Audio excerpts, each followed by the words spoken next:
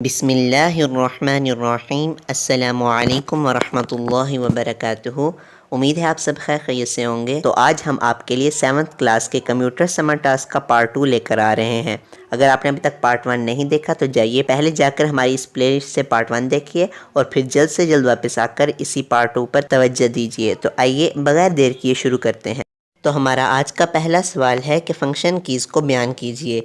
तो इसका आंसर है function keys. Function keys keyboard के ऊपर एक लाइन में F1 से लेकर F12 की सूरत में मौजूद होती हैं।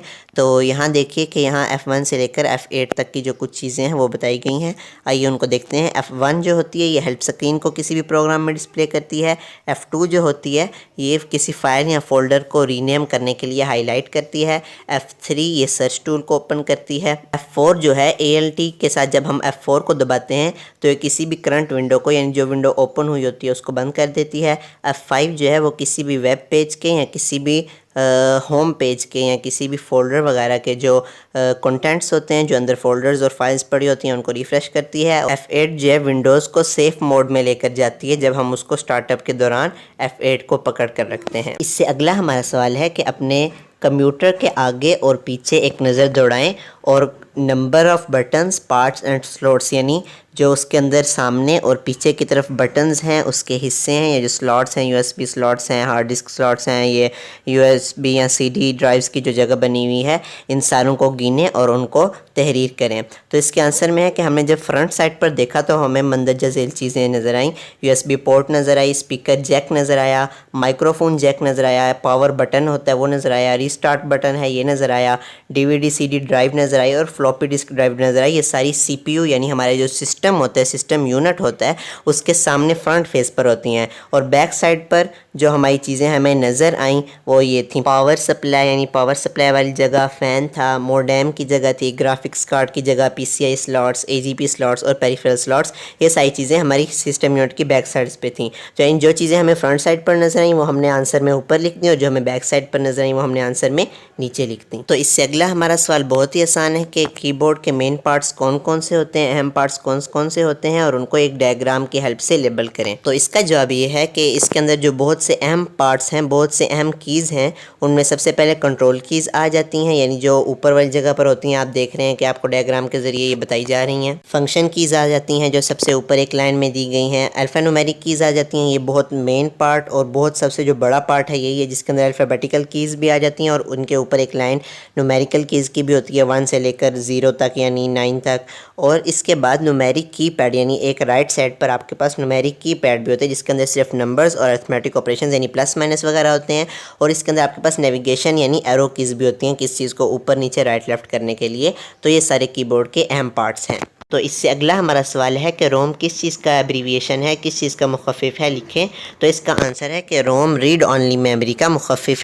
तो हमारा इससे अगला सवाल है कि एक CPU ट्रैफिक पुलिस की तरह किस तरह काम करता है, इसको बयान करें और CPU यूनिट्स के नाम भी लिखें।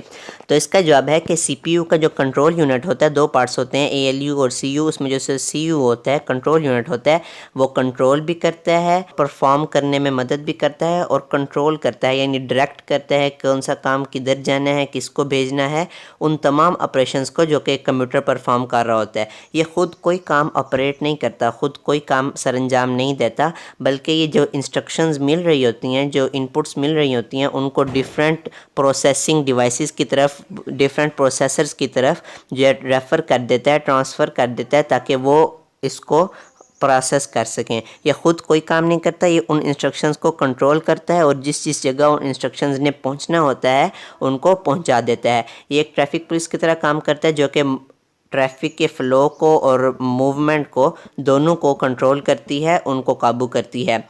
इसी तरह कंट्रोल यूनिट ट्रैफिक पुलिसमैन की तरह सीक्वेंस और फ्लो ऑफ इंस्ट्रक्शंस यानी किस तरतीब से आ रही हैं इंस्ट्रक्शंस, जो अहकामात मिल रहे हैं वो किस तरतीब से आ रहे हैं, उनको किस तरह परफॉर्म करना है और किस पार्ट तक पहुंचाना है, ये सारा CU यानी control unit of CPU control करता है, बिल्कुल एक ट्रैफिक पुलिसमैन की तरह। हमारा इसी का कॉन्टीन्यूड पार्ट है कि मेन कंपोनेंट्स ऑफ प्रोसेसर दो हैं यानी CPU के जो दो मेन कंपोनेंट्स हैं वो दो हैं, ALU arithmetic logic unit and CU control unit.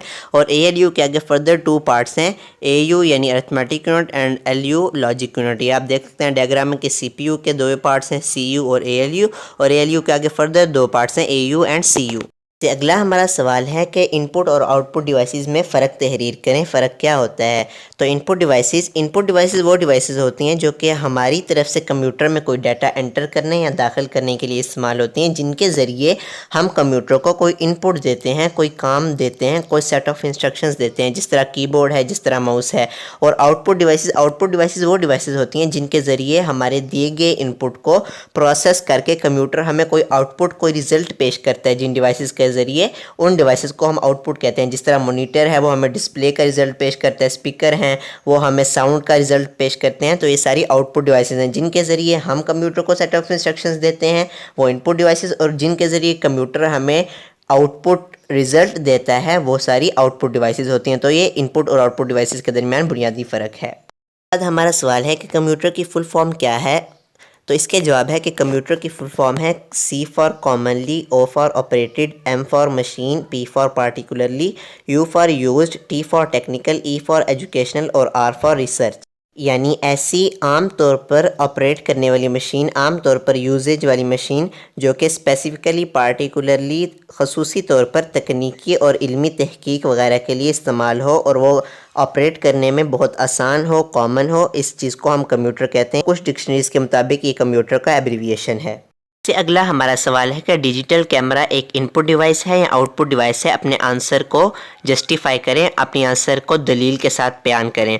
तो इसका आंसर है कि डिजिटल कैमरा एक इनपुट डिवाइस है क्योंकि ये यूज़र को अलो करता है, यूज़र को इजाज़त देता है कि वो पिक्चरें ले और वीडियोस बनाए।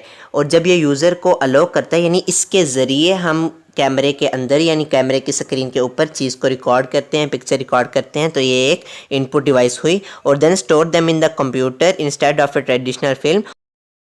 उन पिक्चर्स और वीडियोस को कंप्यूटर में डिजिट्स की फॉर्म में डिजिटली स्टोर करता है, बजाय इसके कि ट्रेडिशनल फिल्म पर जिस तरह हम पहले स्टोर करते थे। इसको कंप्यूटर में डिजिट्स की फॉर्म में एक कैमरा स्टोर करता है, तो इसलिए कैमरा एक इनपुट डिवाइस है।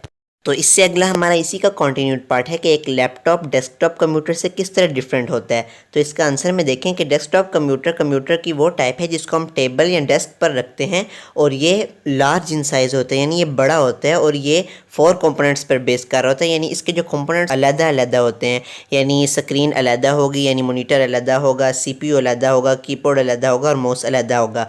इसके बरअक्स इसके अपोजिट साइड पर लैपटॉप जो होता है एक स्मॉल साइज़ कंप्यूटर होता है बनिस्बत डेस्कटॉप कंप्यूटर के, और ये हम अपनी गोद में भी रख सकते हैं, हम हाथों में भी प्लेस कर इस पर काम कर सकते हैं। और ये एक पोर्टेबल कंप्यूटर है।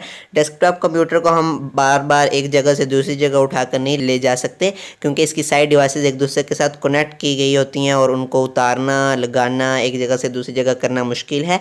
जबकि लैपटॉप में जितनी डिवाइसेस होती हैं ये लैपटॉप के खुद अंदर होती हैं, माउस भी अंदर होता है, स्क्रीन भी अंदर होती है, कीपैड भी अंदर होती है और जो CPU होता है वो भी अंदर ही एडजस्ट हुआ होता है। तो हम इसको ये पोर्टेबल डिवाइसेस को एक जगह से दूसरी जगह बआसानी लेकर जा सकते हैं। तो ये लैपटॉप और डेस्कटॉप कंप्यूटर में एक बड़ा डिफरेंस है। इससे अगला हमारा बहुत ही आसान सवाल है कि उन कंपोनेंट्स के नाम तहरीर करें जो कि मदरबोर्ड के साथ अटैच होते हैं। याद रहे मदरबोर्ड CPU का एक बड़ा पार्ट है, मेन हिस्सा है।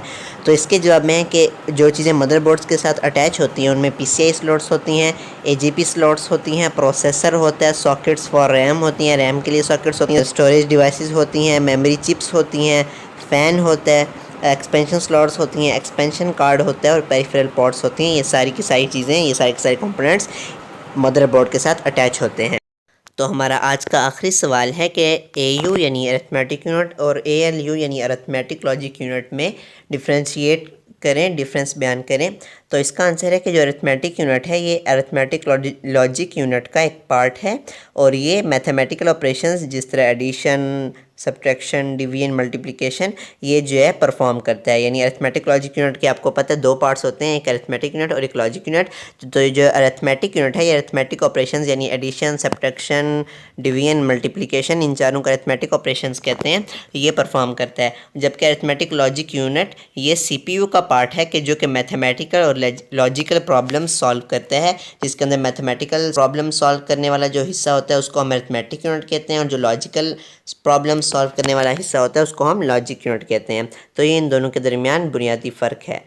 तो इसके साथ ही हमारा आज का लेक्चर ख़त्म हुआ। अगर आपको पसंद है तो इसको ज़रूर लाइक कीजिए, शेयर कीजिए और कमेंट सेक्शन में कमेंट करना ना भूलिएगा। और अगर आपने अभी तक चैनल को सब्सक्राइब नहीं किया तो ज़रूर सब्सक्राइब कर दें वरना हम नाराज़ हो जाएंगे आपसे। और फिर मिलते हैं अगले लेक्चर में। अपना बहुत सारा ख्याल रखिएगा। अल्लाह हाफिज़।